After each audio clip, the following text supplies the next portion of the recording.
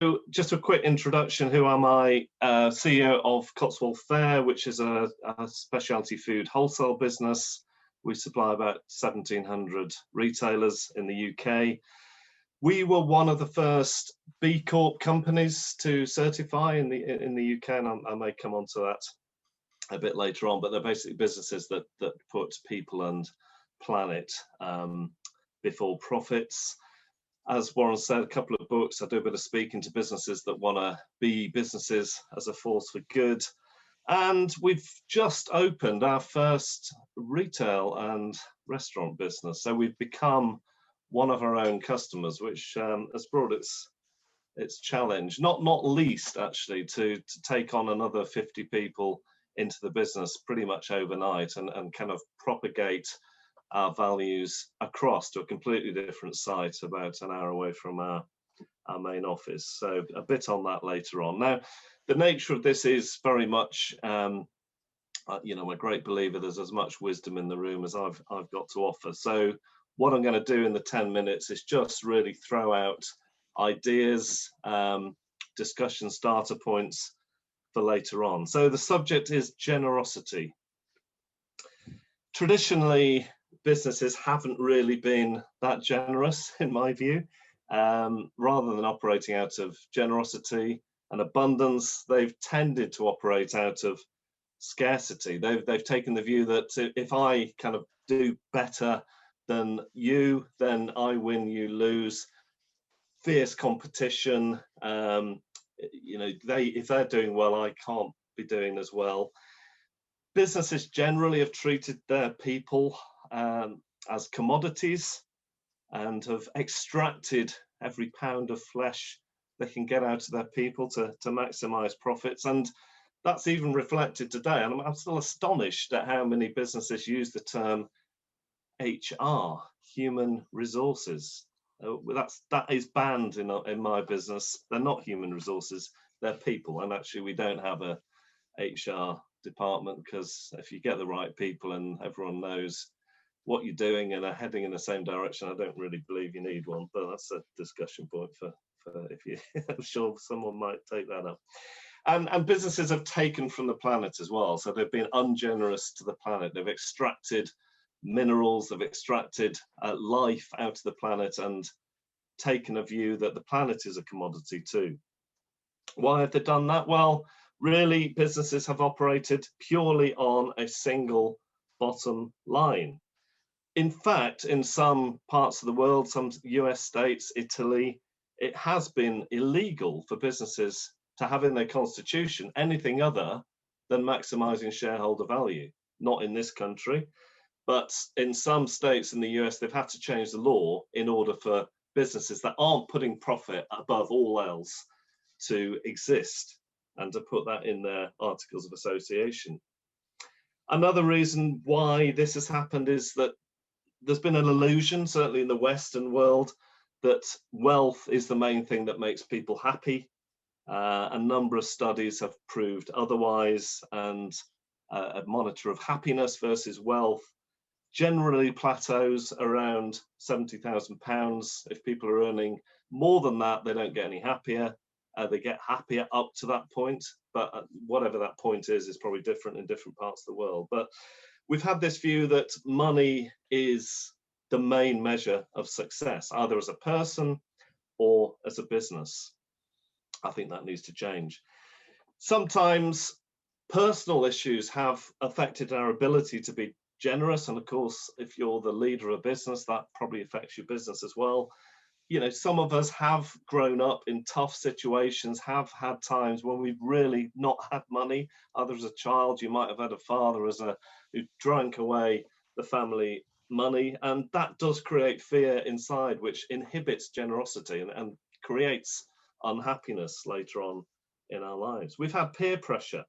We've had conforming to cultural norms. We've thought, he's doing well, he's got a big car and a big house. Well, yes, but that's not a measure of success in my view. We have a vast inequality in our society. UK is the 6th richest country in the world per capita, yet it's also one of the most unequal societies in the world. America is the worst in that, and yes, well, we try and aspire to America. I really don't know why. In another way, generosity is part of many Eastern religions. Karma, reaping what you sow, all these things are part of some Eastern mindsets, far more than they are in the West. And people looking at our society think we're very selfish. They think down on us, actually. We actually think the opposite, but they look at us and think, well, why aren't they more generous? Why aren't they giving more away? Because they know that leads to greater happiness. The fact of the matter is, folks, that it stopped working. The inequalities, capitalism, the old way of doing things doesn't work anymore. Thank God in some ways for the pandemic, obviously not in many ways, but it has created more kindness in our society. It has made people reflect a bit more on some of this stuff. So how am I a generous business leader? Well, the business did start with the aim of making the world a better place. We took on, of our first 5 employees, we had an ex-drug addict, an ex-alcoholic, and a guy just come out of Reading prison. So I was trying to give people a chance right at the beginning. Very briefly, fell away from that. Pressures of startups, not having enough money to pay suppliers, sometimes not having enough money to pay the wages. We kind of fell away from that core purpose, if you like. But in the last 10 years, very much come back to it. And what triggered that really was a trip to Kenya. So we've got a project over there now we've been involved with for the last 10 years. The first time I went out there with my daughter was mind-blowing. I'd never been to a place where people had so little, and actually yet were so happy. Came back, couldn't talk about it for 2 weeks without crying. So the people that worked with me didn't get a lot of information. Finally managed to pull myself together, talked about it. Someone who was working part-time for us said, look, I'm going to do something about it. I'm going to do a charity ball. So we did that. And now reflecting back on that time, it was the very nature of looking out and being generous to something totally away from our own business cause, our own business purpose, but being generous to a poor community in another part of the world made a massive difference culturally to our company. Not long after that, we became a B Corp, and that structure around being a business that benefits community, people, and planet helped us massively to move forward in this. So we give to the planet. We some would say waste money by doing stuff with carbon and being carbon neutral. We give away to our people. We give extra holidays. We're generous with bonuses. We have a share scheme. We even have sabbaticals when people can get paid for extra holiday. And we have flexibility. I mean, a lot of people have brought that in during the pandemic. We give to the community. We involve with a food bank who get a small percentage of invoice. We give to a city harvest, which is a project in London. And we've continued giving to that community in Bala. We've raised over £250,000 over the years for that.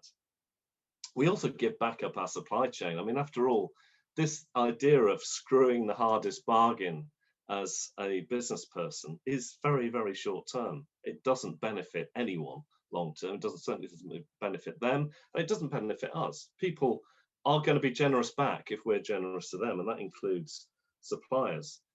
Does it work? Well, yes.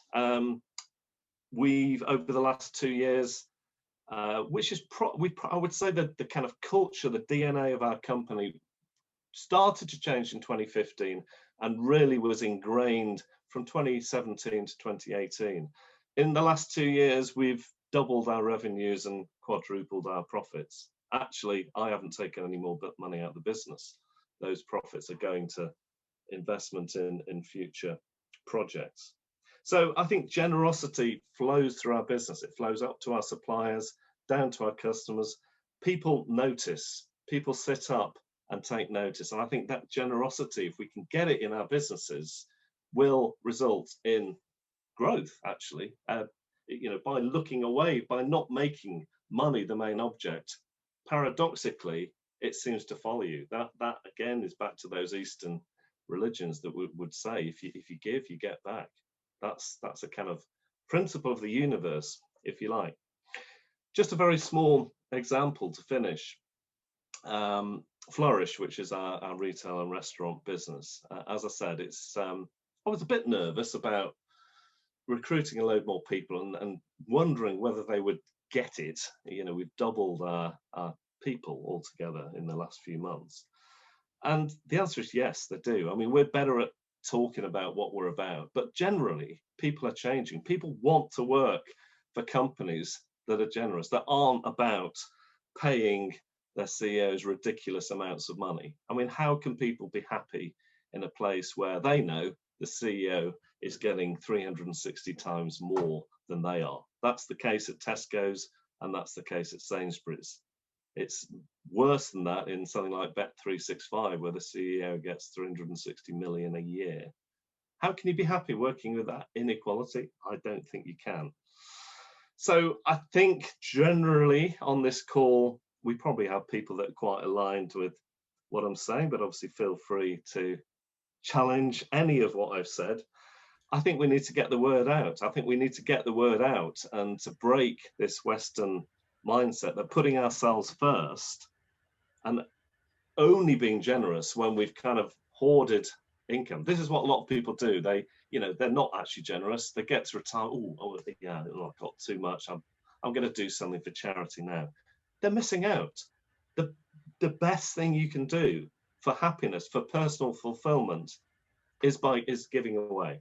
And we're missing the joy of generosity. So let's be those people that live life in this upside down way. It brings fulfillment by putting other people there. We will be happier, and obviously we will create this kindness contagion around us, and it will have a knock-on effect. Just to finish with a quote from Winston Churchill. He said, "We make a living by what we get, but we make a life by what we give." Let's make that life today. Let's start a legacy that will continue after we've left this mortal coil.